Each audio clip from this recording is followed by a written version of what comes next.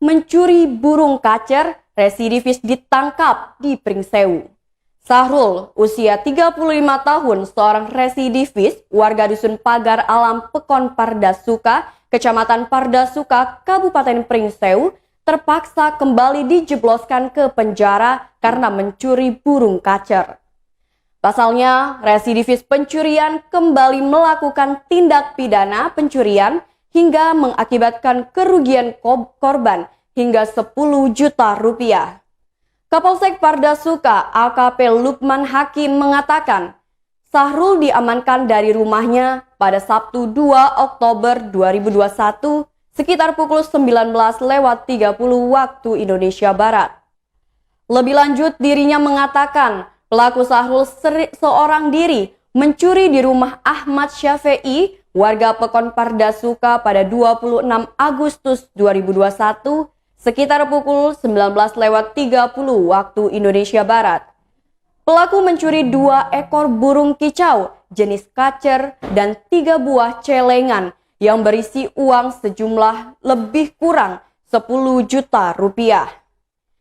Sahrul diduga melakukan pencurian itu ketika rumah korban sedang dalam posisi kosong karena ditinggal pemiliknya pergi.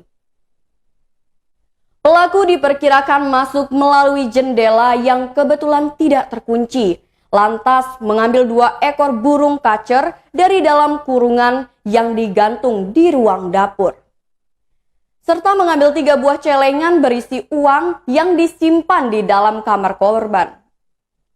Korban sendiri mengetahui peristiwa pencurian tersebut sepulang dari main sekitar pukul 22 waktu Indonesia Barat.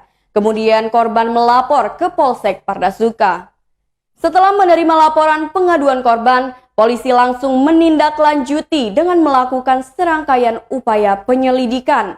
Berdasar hasil penyelidikan petugas, mendapati bahwa pelakunya Sahrul. Polisi langsung mendatangi dan mengamankan pelaku di rumahnya.